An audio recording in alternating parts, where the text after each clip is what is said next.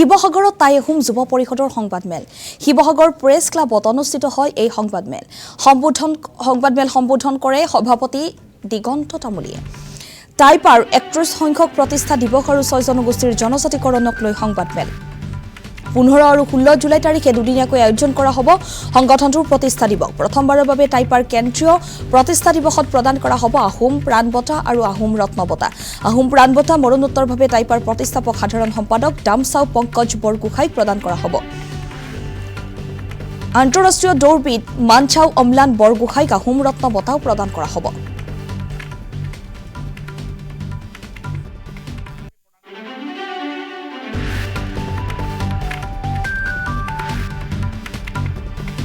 বিষয়ত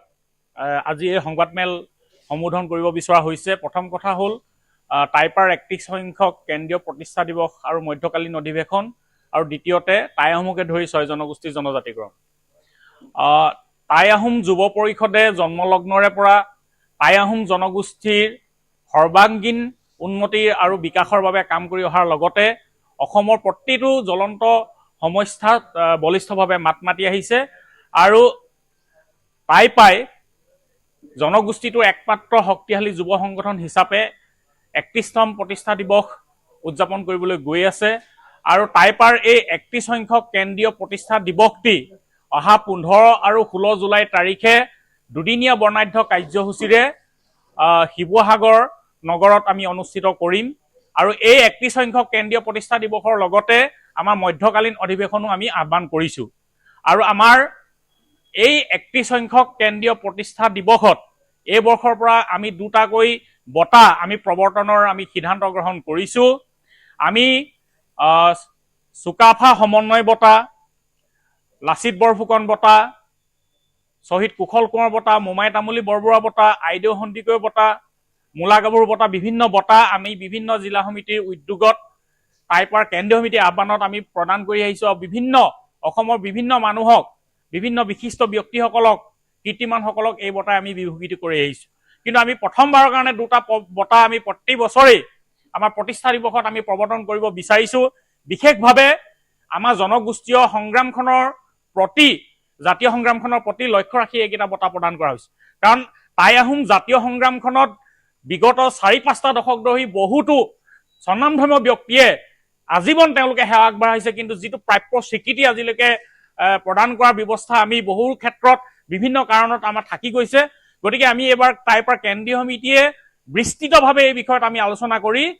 আহোম প্ৰাণ নামে এটা বঁটা আমি প্ৰৱৰ্তন কৰিব বিচাৰিছোঁ আহোম প্ৰাণ এনেকুৱা এটা বঁটা হ'ব যি টাই আহোম জাতীয় সংগ্ৰামখন বলিষ্ঠভাৱে আগবঢ়াই নিয়াৰ ক্ষেত্ৰত আজীৱন সেৱা আগবঢ়াইছে তেনে ব্যক্তিক এই আহোম প্ৰাণ বঁটা প্ৰত্যেক বছৰে আমাৰ কেন্দ্ৰীয় প্ৰতিষ্ঠা দিৱসত প্ৰদান কৰা হ'ব আৰু এই প্ৰথমবাৰৰ যিটো বঁটা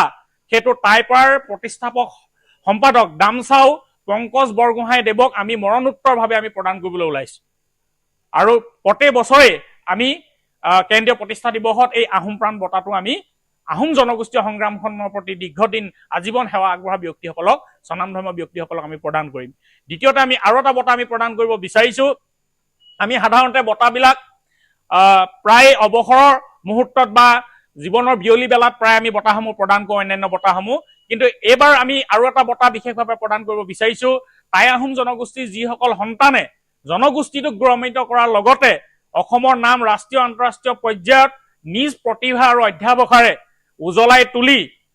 যি কীৰ্তিমান প্ৰতিষ্ঠা কৰিছে যি এতিয়াও সক্ৰিয় হৈ আছে নিজৰ ক্ষেত্ৰসমূহত তেনেধৰণৰ বিভিন্ন ক্ষেত্ৰৰ বিশিষ্ট আৰু সক্ৰিয় কীৰ্তিমান ব্যক্তিসকলক আমি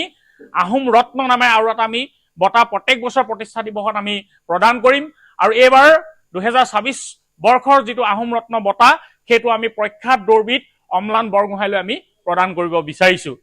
এই দুটা আমাৰ কথা আছে আৰু তৃতীয়তে প্ৰতিষ্ঠা দিৱস আৰু আসাম টক্স আপোচবিহীন অসম কণ্ঠ